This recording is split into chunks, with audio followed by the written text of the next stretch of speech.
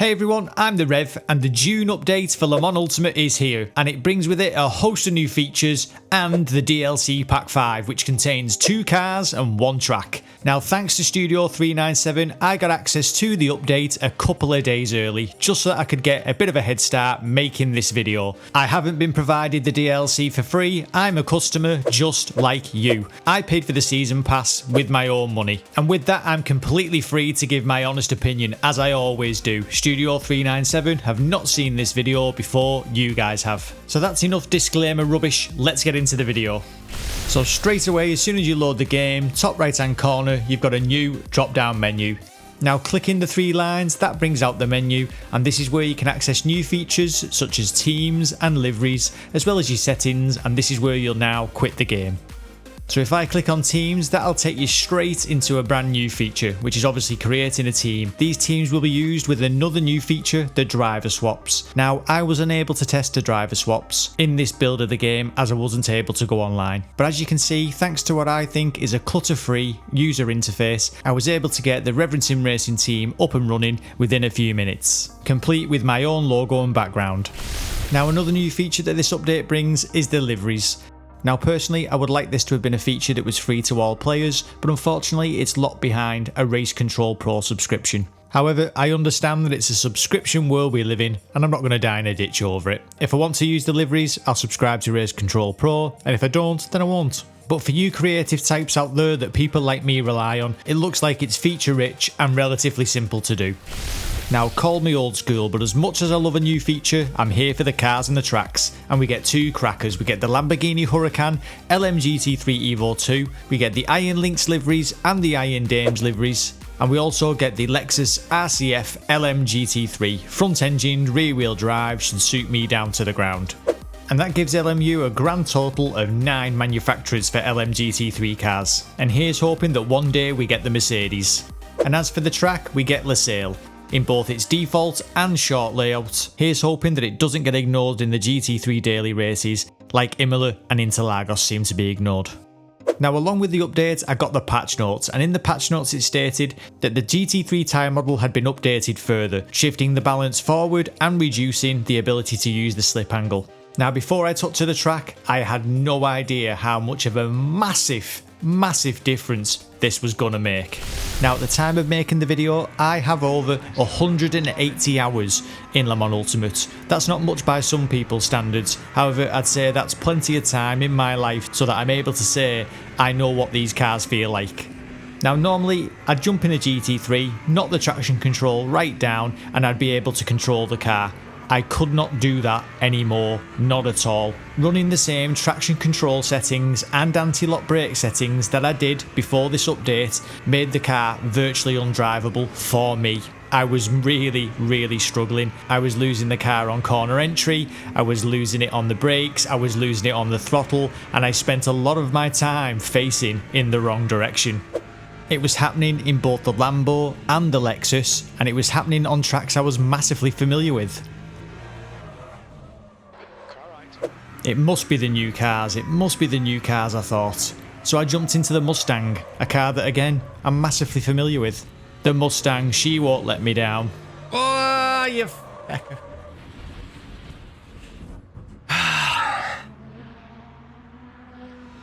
But even in the Mustang, it was happening over and over again.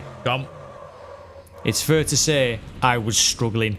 Massively struggling. Hello, I'm Bart Simpson. In the past, I've brought you such classic films as Homer in the Shower and Homer on the Toilet. And now I give you The Eternal Struggle. Relax, fit my Aunt Fanny. Stupid duckers. Oh, the belt is buckled. It's fair to say that it was starting to wind me up. Oh, what the f***? Really? And actually, I was really worried. I thought, oh no, I don't know if I can get on with this. I can't drive him. However, after a lot of trial and error, I finally figured out what it was.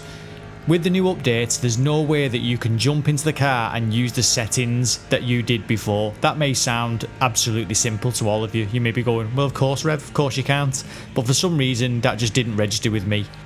So leaving the ABS and traction control settings on the default that Studio 397 give you directly out the pits, we went out to drive the car to see what it felt like and to see if we could set a lap time.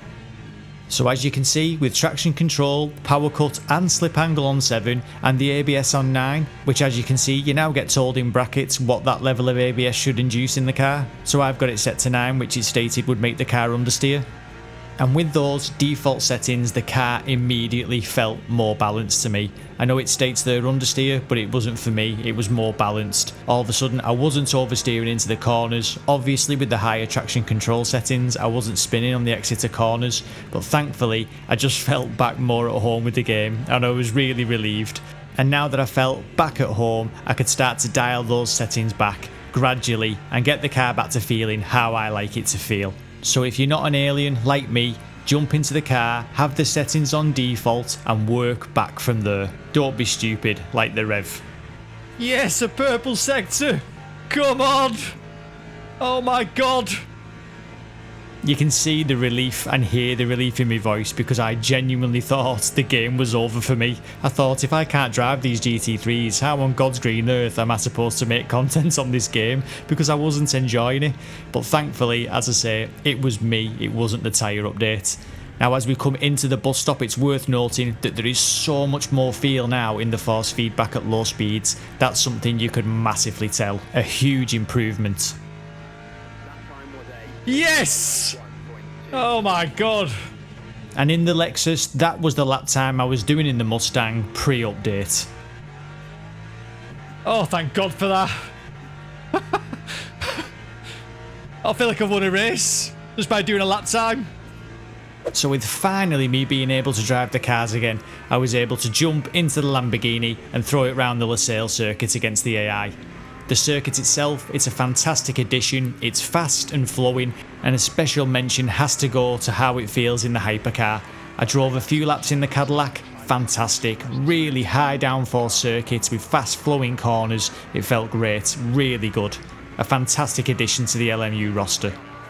So DLC Pack 5, is it worth it? In the UK, the pack costs $9.99. That's for 2 cars and 1 track, so I think that's well worth it. However, at this point, I would simply buy the Season Pass. I think that every DLC pack up to this point has added something that's worth having. So for me, the Season Pass, it's a no-brainer as it's cheaper than buying them all separately. The base game and Season Pass has cost me £70 overall, and I was a little bit taken aback by the price at the beginning, but it's been worth it. So what's the overall verdict on the June update?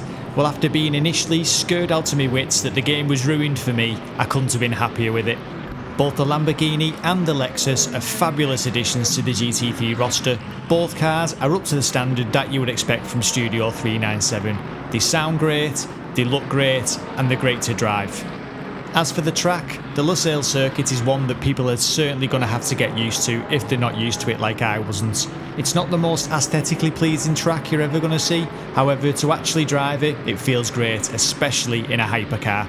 There are even more features to this update that I just haven't got the time to even touch on. The hypercars, they've got a new bop, so that's going to be different. The race starts, they've been tweaked so that now the classes are more separated, so that when the GT3s come through, hopefully, the hypercar drivers like me have sorted their mess out. And there's also a massive amount of bug fixes, tweaks and adjustments. The internet's full of debate about subscription services, season passes, downloadable content and all that stuff.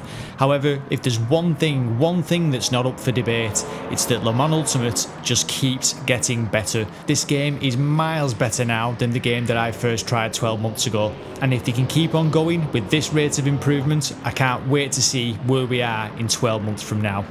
So the ladies and gentlemen developing this game for us, thank you very much. As always, I've been the Reverend, thank you very much for watching.